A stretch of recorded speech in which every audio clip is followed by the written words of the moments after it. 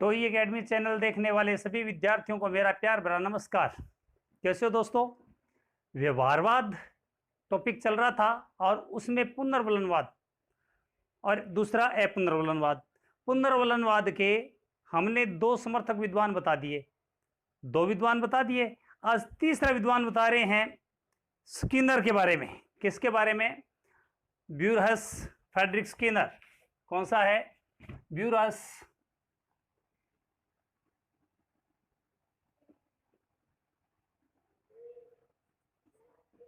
Frederick Skinner. ब्यूरहस Frederick Skinner के बारे में आज अपने पढ़ेंगे दोस्तों। ब्यूरहस फ्रेडरिक जो स्किनर है, ये कहाँ के विद्वान है दोस्तों? अमेरिका के विद्वान है। कहाँ के हैं? ये अमेरिका के रहने वाले हैं। इनका जन्म यूएसए में हुआ था। कहाँ पर हुआ था इनका जन्म? यूएसए के अंदर इनका जन्म हुआ था। और कब हुआ था दोस्तों? 1904 ईस्वी के अंदर इनका जन्म हुआ था। और 1990 ईस्वी के अंदर, यानी कि आज से 30 साल पहले, अमेरिका के अंदर ही कैंसर की बीमारी से इनकी मृत्यु हो गई। किससे? कैंसर की बीमारी से इनकी मृत्यु हो गई। और आपको बता दूं, इनके दो बेटियां थी। पत्नी का नाम था युआन बलू। क्या नाम था पत्नी का नाम?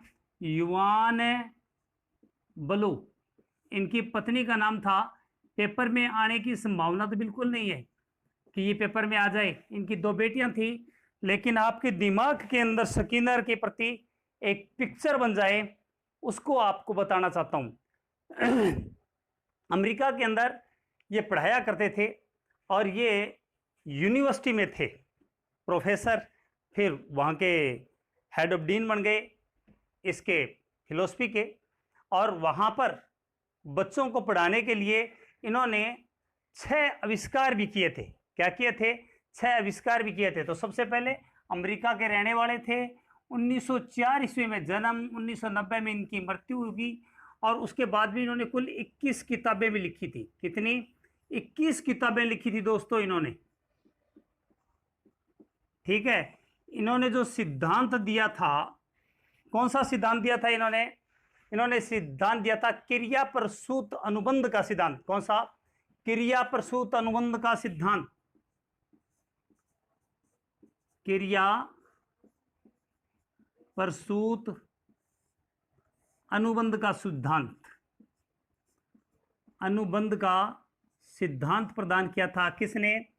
स्किनर ने। क्रिया प्रसूत अनुबंध का सिद्धांत प्रदान किया था स्किनर साहब ने। इसके बहुत सारे नाम हैं जिसके बारे में अपने जिक्र करेंगे, लेकिन इन्होंने जो सिद्धांत दिया था उनका 2 किताबों में उल्लेख है, द बिहेवियर ऑफ ऑर्गेनिज्म और दूसरी है बियॉन्ड फ्रीडम एंड डिग्निटी। इन 2 किताबों के अंदर इन्होंने उल्लेख किया। तो कौन कौन सी? द बिहेवियर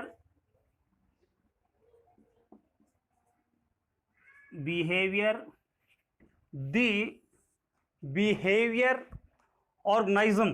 कौन सा है? Behaviour of organism.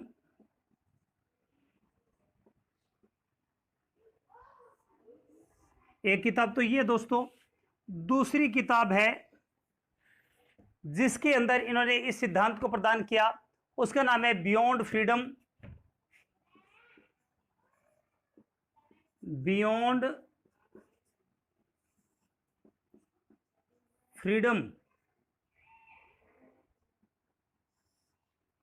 एंड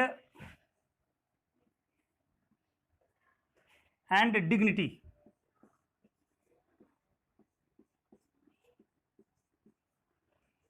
इनकी ये जो 2 किताबें हैं, वायदी वे पेपर में पूछ ले निम्न में से ये पुस्तक किसकी है, तो 2-2 का जोड़ा बना के पूछ सकता है। यदि आपको पता है तो कर दोगे, नहीं पता है तो कोई बात नहीं है।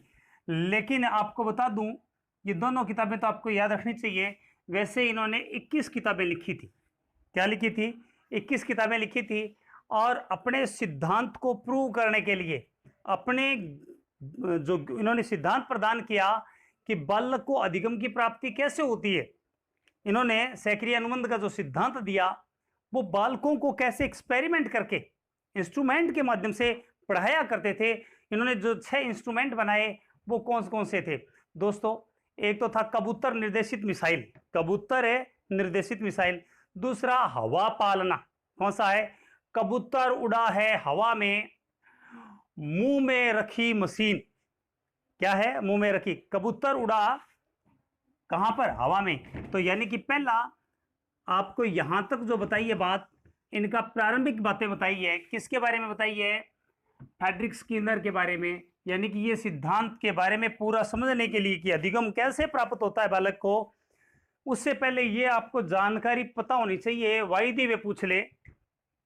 उसके बाद में इन्होंने कौन कौन से जो इंस्ट्रूमेंट बनाए, है ना, कौन से इंस्ट्रूमेंट बनाए उसका भी आपको पता होना चाहिए। तो कबूतर, पहला है कबूतर निर्देशित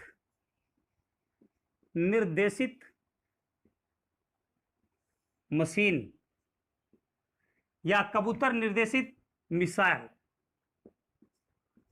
मिसाइल। ठीक है। दूसरा है हवा पालना। कौन सा? हवा पालना।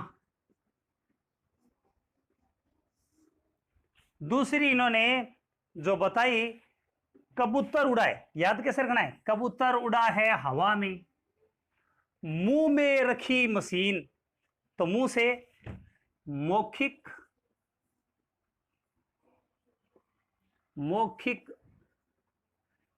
सुमेटर,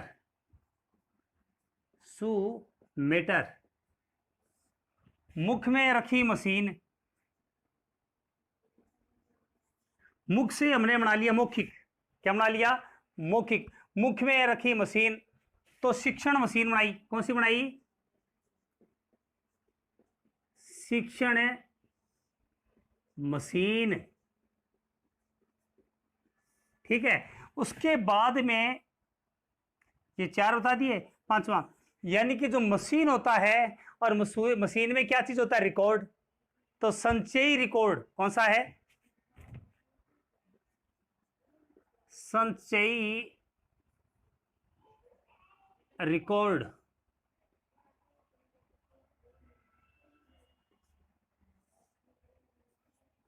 यानी कबूतर उड़ा है हवा में, कबूतर उड़ा है हवा में और मुख में रखी मशीन, यहां पर मुख में रखी मशीन और उस मशीन में रिकॉर्ड रखा हुआ है। तो संचयी रिकॉर्ड कौन सा है? संचयी रिकॉर्ड। उसके बाद में अनुकूल चेंबर, कौन सा है? सपूर्त अनुकूल चेंबर। सपूर्त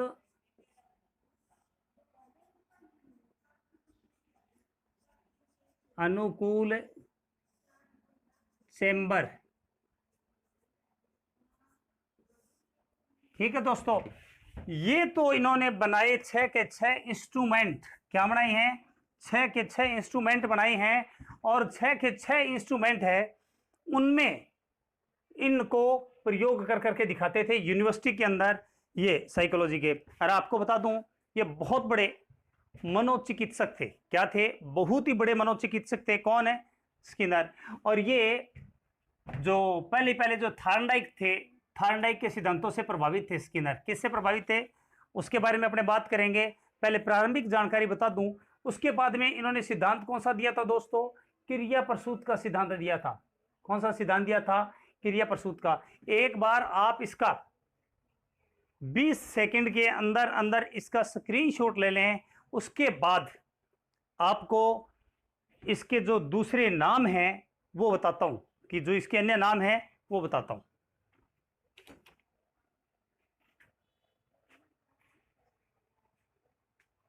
तो आपने स्क्रीनशॉट ले लिया होगा दोस्तों। अब मैं क्रिया प्रसूत जो अनुबंध है, इसके जो अन्य नाम हैं वो आपको बताता हूं।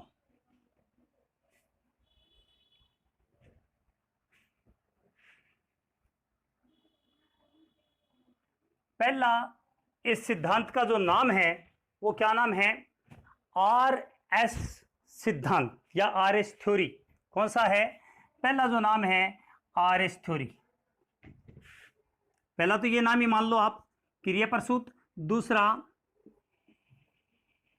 RS सिद्धांत।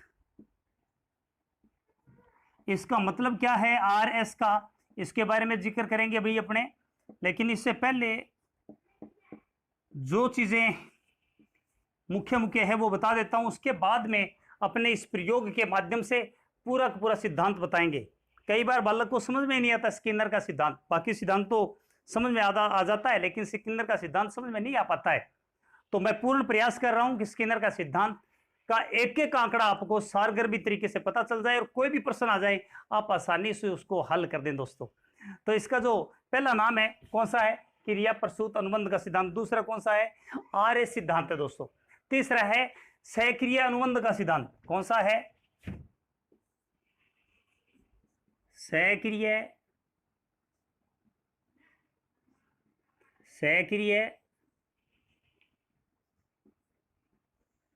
अनुबंध का सिद्धांत। कौन सा है, सहक्रिय अनुबंध का सिद्धांत है। सहक्रिय अनुबंध का सिद्धांत किस प्रकार सहक्रिय होता है। उसके बाद में है कार्यात्मक अनुबंधन का सिद्धांत।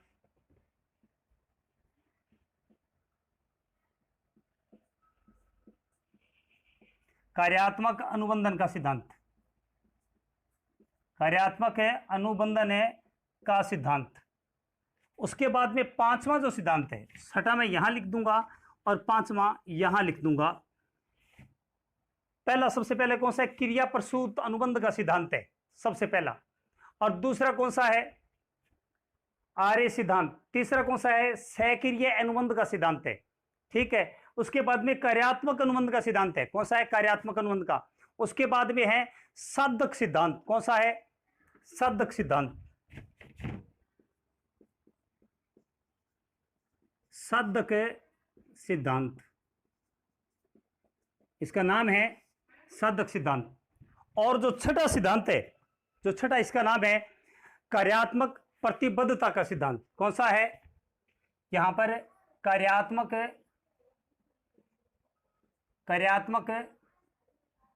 प्रतिबद्धता का सिद्धांत, प्रतिबद्धता का सिद्धांत। कौन सा है, कार्यात्मक प्रतिबद्धता का सिद्धांत। उसके बाद में रिक्त प्राणी उपागम का सिद्धांत। कौन सा है, रिक्त प्राणी उपागम, रिक्त प्राणी उपागम का सिद्धांत। कौन सा है, रिक्त प्राणी उपागम का सिद्धांत है। उसके बाद में है नैमित्तिक अनुबंध का सिद्धांत। कौन सा है, नैमित्तिक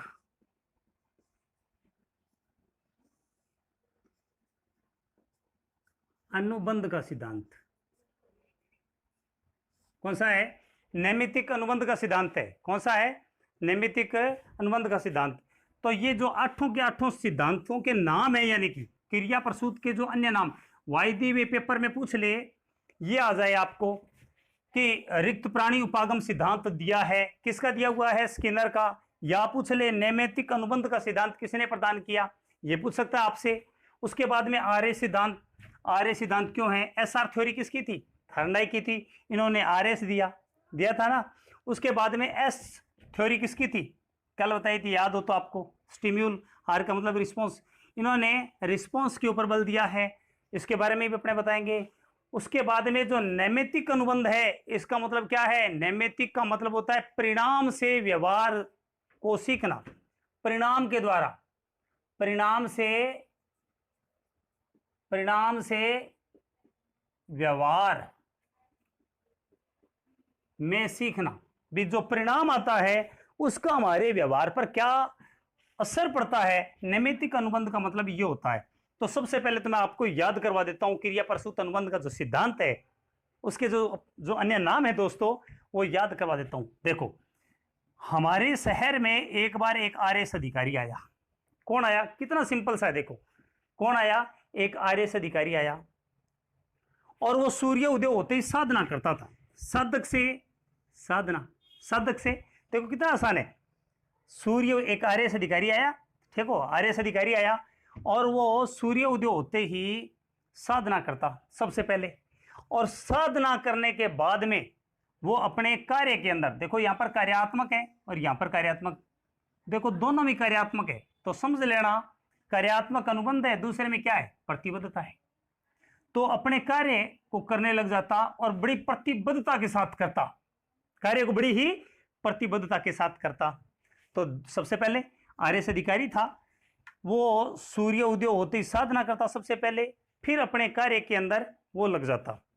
अब उसके बाद में अपने कार्य को कंप्लीट करके शाम को घर पे आता, क्या करता, घर पे आता, और रिक्त टाइम में, रिक्त का मतलब खाली टाइम के अंदर, शाम को जब उसके पास में खाली टाइम होता था तब क्या करता था, उस खाली टाइम के अंदर वो पूरे नियम पूर्वक, नेम पूर्वक, अपने कहते हैं नियम या नेम पूर्वक भक्ति भावना में सक्रिय हो जाता। सक्रिय अनुबंध, भक्ति भावना में क्या हो जाता, सक्रिय हो जाता। दोस्तों कितने आसान है। सबसे पहले एक आर्यस अधिकारी आया, कौन आया, सबसे पहले एक आर्यस अधिकारी हमारे शहर में आया, और जो आर्यस अधिकारी था उस आर्यस अधिकारी हमारे शहर में आने के बाद में सबसे पहले वो क्या करता था, साधना करता था। क्या करता था, साधना करता था, और साधना करने के बाद में कार्य में लग जाता था, अपने कार्य में लग जाता था। और कार्य में लगने के बाद में शाम को जब रिक्त टाइम होता था, उस रिक्त टाइम में उसका नेम था, नेम का मतलब होता है नियम, उस नियम के अंदर वो क्या करता था, भक्ति भावना में सक्रिय हो जाता था। तो दोस्तों आपको ये 8 के 8 नाम बताए, क्या बताए हैं, किसके, फ्रेडरिक स्किनर के 8 नाम, इसके सिद्धांत के 8 नाम। अब हम बात करेंगे इसके प्रयोग के बारे में, जो इन्होंने प्रयोग किए उसके बारे में बात करेंगे, किस पर इन्होंने प्रयोग किया उसके ऊपर बात करेंगे। पहले आप स्क्रीनशॉट ले लें। तो दोस्तों आपने स्क्रीनशॉट ले लिया होगा ना। अब अपने बात करते हैं जो इन्होंने सिद्धांत दिया, स्किनर का सिद्धांत, वो आधारित किस पर था, तो थार्नडाइक के सिद्धांत पर आधारित था। थार्नडाइक का एक सिद्धांत था, चयन और संयोजन का सिद्धांत। कौन सा, चयन और संयोजन का सिद्धांत। चयन और संयोजन का सिद्धांत था, जो किसने दिया था, थार्नडाइक ने दिया था, जिसका नाम था चयन और संयोजन का सिद्धांत, जिसको कार्यात्मक प्रतिबद्धता का सिद्धांत भी कहते हैं। क्या बोलते हैं, कार्यात्मक प्रतिबद्धता का सिद्धांत, प्रतिबद्धता का सिद्धांत। ठीक है जी, यानी कि कहने का मतलब यह है कि थार्नडाइक का सिद्धांत जो है, चयन और संयोजन या कार्यात्मक प्रतिबद्धता का सिद्धांत, उन्हीं का जो सिद्धांत था, उसी सिद्धांत के आधार पर इनका जो सिद्धांत है, स्किनर का जो सिद्धांत, क्रियाप्रसूत का सिद्धांत, वो इनके सिद्धांत पर आधारित था। इनका सिद्धांत कौन सा था, क्रियाप्रसूत अनुबंध का सिद्धांत। कौन सा, क्रियाप्रसूत अनुबंध का सिद्धांत जो था वो इसी सिद्धांत के ऊपर आधारित था। ठीक, अब बात आती है इन्होंने किसके ऊपर प्रयोग किया।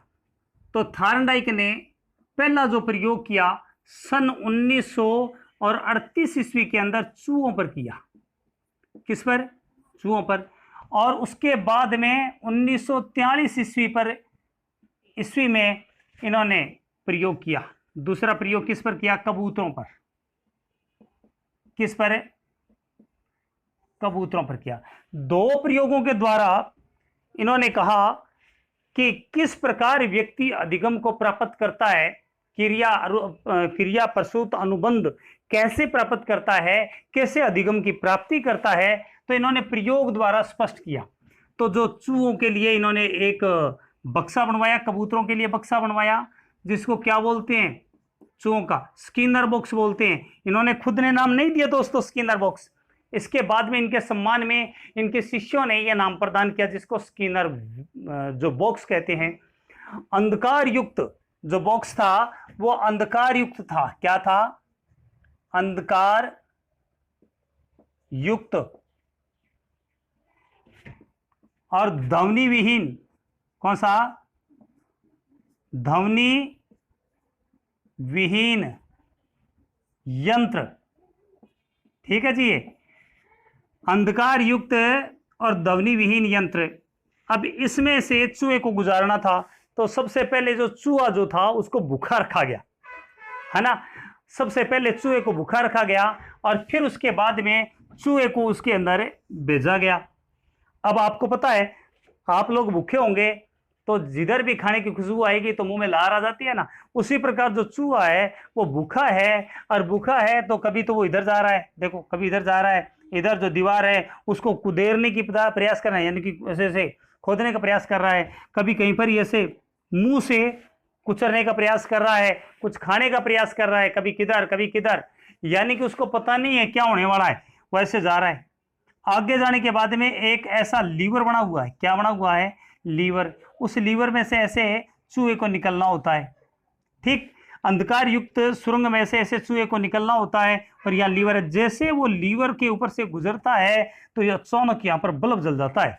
क्या जल जाता है, बल्ब जल जाता है, और हल्की सी ध्वनि, प्यारी सी ध्वनि आती है। और आते ही, और यहाँ पर एक भोजन का एक गोली सी, जैसे आटे की गोली समझ लो आप, वैसे ही एक छोटा सा बर्तन है, पात्र है, और तस्तरी मान लो आप, उसके अंदर वो आ जाता है और चूहा उसको खा के अपना पेट भर लेता है। तो यानी कि ये चूहे का प्रयोग किया इन्होंने, किसने, थार्नाइक ने। अब इस प्रयोग से क्या सिद्ध होता है कि यहाँ पर एक अंधकार युक्त और ध्वनि विहीन यंत्र है, जिसको क्या बोलते हैं, स्किनर बॉक्स।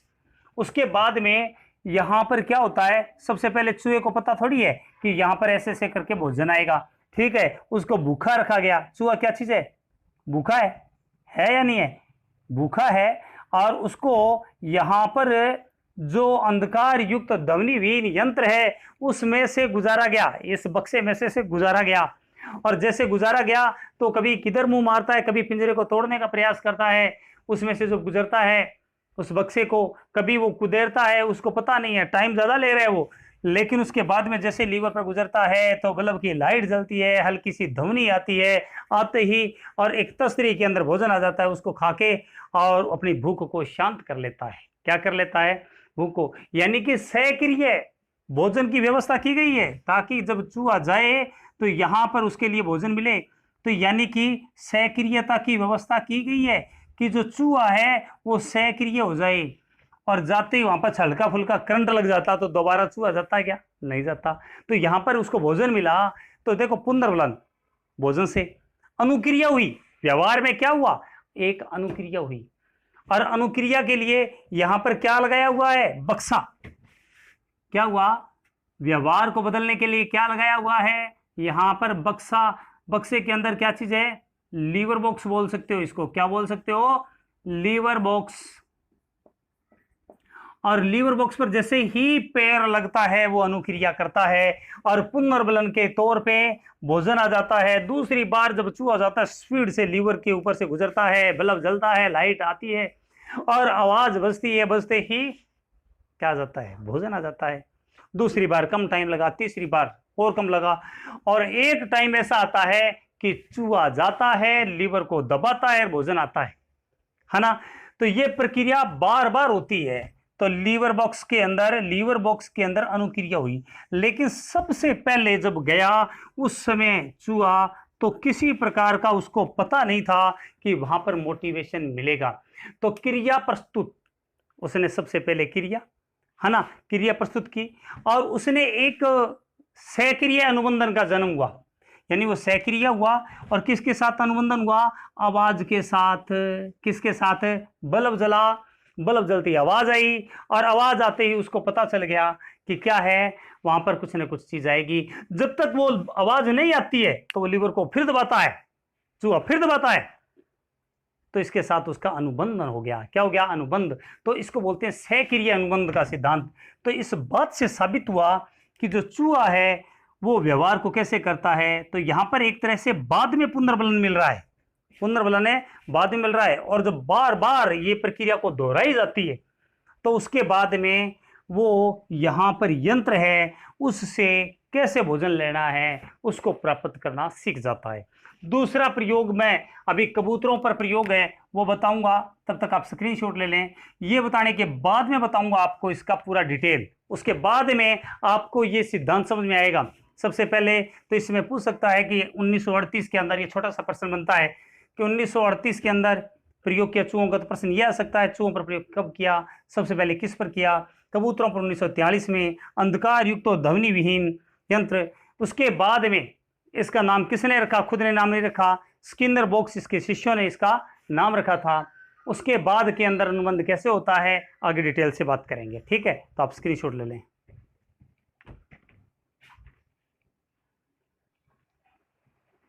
तो आपने स्क्रीनशॉट ले लिया होगा दोस्तों। अब इनका जो दूसरा सिद्धांत दिया, सॉरी जो दूसरा प्रयोग किया वो 1943 में किया। कब किया? 1943 में किया। और किस पर किया? कबूतरों पर। किस पर किया? कबूतर पर। और कब किया? 1943 पर। इसके लिए एक बक्सा बनाया, पिंजरा बनवाया कबूतर के लिए, और कबूतर का बक्सा इस प्रकार बनाया गया कि कबूतर को अपने दाहिनी तरफ से घूमना होगा। क्या होगा? दाहिनी तरफ से घूम के एक लीवर पर चोंच मारे, चोंच मारते ही दाना आ गया, ठीक। तो सबसे पहले जो व्यवहार किया गया कबूतर के साथ, जो व्यवहार किया था कबूतर ने, वो कौन सा था? क्रिया प्रसूत अनुक्रिया। कौन सा था? प्रसूत अनुक्रिया का व्यवहार किया गया। क्रिया प्रसूत का अनुक्रिया व्यवहार किया गया, यानी कि क्रिया पहले प्रस्तुत हुई और फिर अनुक्रिया हुई, है ना। तो उसका जो व्यवहार यहाँ पर जो है बाईं तरफ से, सॉरी दाहिने तरफ से कबूतर से घूम के जाता है और चोंच मारता है लीवर पर, तो दाना आ जाता है। तो ये प्रक्रिया बार बार दोहराई गई। भूखे कबूतर के साथ ये प्रक्रिया बार बार दोहराई गई, तो उसको उस दाने से पुनर्बलन मिला। और जो अनुक्रिया यानी कि उसकी व्यवहार या अनुक्रिया, कबूतर ने दाहिने तरफ मुड़ना सीख लिया, जाते लीवर पर मारता है और दाना मिल जाता है। इस बात से साबित हुआ कि किसी भी बालक को जब बार बार पुनर्बलन दिया जाता है, क्या दिया जाता है? बार बार पुनर्बलन दिया जाता है, तो बालक उस व्यवहार को, उस ज्ञान को ऑब्जर्व करना सीख जाता है। उसके बाद में इन्होंने जो थ्योरी दी है, आपको बताया था, इन्होंने एक अपने सिद्धांत का नाम था RS सिद्धांत। कौन सा था? SR थ्योरी किसकी थी भाई? वो थॉर्नडाइक की थी। इन्होंने जो थ्योरी दी है वो RS थ्योरी दी है। क्या दी है? RS थ्योरी दी है। तो यहां पर R का मतलब क्या होता है और S का मतलब क्या होता है? S का मतलब होता है स्टिम्यूल और R का मतलब क्या होता है? रिस्पॉन्स। क्या चीज है? रिस्पॉन्स। तो यहां पर अपने रिस्पॉन्स के बारे में भी बात करेंगे। तो सबसे पहले प्रतिक्रियात्मक, कौन सा? क्रिया के विरुद्ध प्रतिक्रिया होती है दोस्तों। क्रिया के विरुद्ध हमेशा क्या होती है? प्रतिक्रियात्मक व्यवहार। प्रतिक्रियात्मक व्यवहार। मैं सिंपल सी भाषा के अंदर आपको बता रहा हूं। इन्होंने दो प्रकार के व्यवहार की चर्चा की है। किसने? थॉर्नडाइक ने। थॉर्नडाइक का द्विकारक सिद्धांत भी कह सकते हो इसको। थॉर्नडाइक का क्या कह सकते हो? द्विकारक भी सिद्धांत कह सकते हो। इसका मतलब यह है कि अनुक्रिया व्यवहार या प्रतिक्रियात्मक व्यवहार। अनुक्रिया व्यवहार है, अनुक्रिया व्यवहार या प्रतिक्रिया। प्रतिक्रिया, क्रिया के विरुद्ध प्रतिक्रिया होनी स्वाभाविक बात है, कॉमन सी बात है। किसी की आंखों में मिर्च डालेंगे तो आंखें अपने आप बंद हो जाएगी, या तेज रोशनी होगी तो रोशनी के अंदर अचानक है हमारी पुतलियां गिर जाती है ऐसे, है ना। दूसरी बात है करंट का झटका लगता है एकदम तो हाथ पीछे की तरफ खींच लेते हैं। ये हमेशा क्रिया के विरुद्ध क्या होती है? प्रतिक्रियात्मक। ये नेचुरली बात है। क्या चीज है ये? प्रतिवादी अनुक्रिया का अनुबंध द्वारा सीखा जाता है, यानी कि प्रतिवादी अनुक्रिया या अनुबंधन के द्वारा सीखा जाता है। और इसमें जो चाबी होती है वो उद्दीपन के पास होती है। किसके पास होती है? चाबी उद्दीपन के पास होती है। किसके पास होती है? उद्दीपन को हम क्या कह सकते हैं? एस। क्या बोल सकते हैं? उद्दीपन को क्या बोल सकते हैं? एस बोल सकते हैं। क्या बोल सकते हैं? एस बोल सकते हैं ना उद्दीपन को। तो यहां पर चाबी किसके पास में है? उद्दीपन के पास में है। कि कैसे पुतलियां हमारी अचानक बंद क्यों हो जाती है? तीव्र प्रकाश के कारण। पिन चुभो दी जाए अचानक तो हाथ पीछे खींच लेते हैं, गर्म पानी में हाथ लग गया तो पीछे, करंट लग गया तो पीछे। ये नेचुरली प्रक्रिया है जो क्रिया के विरुद्ध हमेशा प्रतिक्रिया। आप मेरे को गाली दोगे तो मैं भी आपको गाली दूंगा, आप मेरे थप्पड़ मारोगे तो मैं आपको थप्पड़ मारूंगा। ये क्या है? प्रतिक्रिया। यहाँ पर यह उद्दीपक मेन चीज है, जो आपको उद्दीपन मिला है, स्टिम्यूल मिला है, तो वही चीज आपको सिखाता है कि क्रिया के विरुद्ध प्रतिक्रिया करना है। यहाँ पर मतलब क्या चीज है उद्दीपन का? स्टिम्यूल। यहाँ पर क्या चीज है? वो क्रिया जो आपको कार्य करने के लिए विवश कर दे, व्यवहार को बदलने के लिए विवश कर दे, करता है ना, वही यहाँ पर एस है। ये किसने कहा है? ये थॉर्नडाइक ने कहा है, ऐसा व्यवहार जो किसी भी ज्ञात उद्दीपन के कारण होता है, किसी भी ज्ञात उद्दीपन के कारण जो व्यवहार होता है। हमें पता है कि जो पिन है वो चबाएंगे तो दर्द होगा, हम पीछे खींच लेते हैं। गर्म तवा हाथ रखेंगे तो जलेगा, हम अचानक पीछे खींच लेते हैं। तो यानी कि ज्ञात उद्दीपन के कारण ये व्यवहार होता है। और दूसरा व्यवहार है क्रिया प्रसूत। कौन सा दूसरा व्यवहार है जिसके ऊपर स्किनर ने सबसे ज्यादा बल दिया था? क्रिया प्रसूत। जो इनका सिद्धांत है, कौन सा सिद्धांत है? क्रिया प्रसूत का सिद्धांत। इस पे इन्होंने आर पर बल दिया है, उद्दीपन के परिणाम पर, उद्दीपन के परिणाम पर बल दिया दोस्तों। किस पर है? उद्दीपन के परिणाम पर। कैसे? जैसे हम सबसे पहले बैठे हैं मेज के ऊपर और पैर हिला रहे हैं ऐसे ऐसे, कोई उद्देश्य होता है क्या हमारा? है ना, कोई उद्देश्य नहीं होता ना। उसके बाद में बिना उद्देश्य ही ऐसे होठ हिला रहे हैं, है ना। कई बार कईयों को ऐसे सिर हिलाने की आदत होती है, किसी को ऐसे थूकने की आदत होती है, यानी कि बिना उद्देश्य कोई भी चीज। लेकिन जब परिणाम प्राप्त होता है, क्या प्राप्त होता है? जो परिणाम प्राप्त होता है, उस परिणाम के बाद में हम जो सीखते हैं उसको क्या बोलते हैं? आर थ्योरी कहते हैं। तो दोस्तों यहाँ पर जो इनके एस और आर के बारे में आपको पता चला, आर एस के बारे में, तो आर क्या चीज है और एस क्या है? तो यहाँ पर जो आर है और एस क्या चीज है? एस का मतलब स्टिम्यूल, आर का मतलब रिस्पॉन्स। यहाँ पर जो चाबी है वो किसके हाथ में है? उद्दीपन के हाथ में। किसके हाथ में? ये प्रश्न पूछ सकता है। स्किनर के सिद्धांत के अंदर एस यानी कि मुख्य दो प्रकार के व्यवहार, द्विकारक जो व्यवहार है उसके बारे में बताया है अभिव्यक्ति का। ये क्या होता है? क्रिया के विरुद्ध प्रतिक्रिया। यह क्या होता है? क्रिया प्रसूत। यहाँ पर उद्दीपन के परिणामों पर, किस पर? परिणामों पर निर्भर करता है। जो परिणाम प्राप्त हुए, मान लो आप परिणाम जो प्राप्त होते हैं, कैसे? जैसे किसी व्यक्ति को किसी भी व्यवहार को करते करते जब उसको पुनर्बलन दिया जाता है, मोटिवेशन दिया जाता है, बार बार कार्य को करवाया जाता है और जल्दी जल्दी करवाया जाता है, तो उसके बाद में उस व्यवहार को वो करना सीख जाता है। कृत्रिम हो गया ना, ये तो अपने आप ही हो गया, उद्दीपन के कारण, एक बार घटना पर घटने पर ही हो गया। अचानक कई लोग अचानक भयंकर जहाज ऊपर से निकली तो हम डर के हमारे दुबक जाते हैं, नेचुरली भी क्रिया के विरुद्ध प्रतिक्रिया हुई। यहां पर क्या चीज है? सिखाना पड़ता है क्रिया प्रसूत अनुक्रिया का सिद्धांत। क्या चीज है? यहां पर आर के अंदर है क्रिया प्रसूत, क्रिया प्रसूत अनुक्रिया का सिद्धांत, अनुक्रिया का सिद्धांत, इसके ऊपर स्किनर ने बल दिया था। तो दोस्तों यहां पर यह शिक्षा मिलती है कि जो बालक है उनको जो पुनर्बलन दिया जाए वो थोड़े थोड़े समय के बाद में जल्दी जल्दी देना चाहिए, गैप नहीं आना चाहिए, नहीं तो बालक सीख नहीं पाएगा। जल्दी जल्दी मोटिवेशन देना चाहिए। दूसरी बात है, किसी भी रीति रिवाज को सिखाने के लिए, ठीक है, परंपराओं को बताने के लिए, जो अच्छी परंपराएं हैं, अच्छी रीति रिवाज है, उसके अंदर बालक को पारंगत करने के लिए ये सिद्धांत बहुत ही आवश्यक है। तो ये था दोस्तों स्किनर का सिद्धांत। आपको समझ में आया होगा। नहीं समझ में आया तो कमेंट के माध्यम से आप पूछ लिया करो ताकि मैं आपको बता सकूं, और मैं आपके हर कमेंट का जवाब देता हूं। और आपको भी अच्छा लगे तो शेयर जरूर करना और उसके बाद में कमेंट देते रहना। बहुत बहुत धन्यवाद दोस्तों।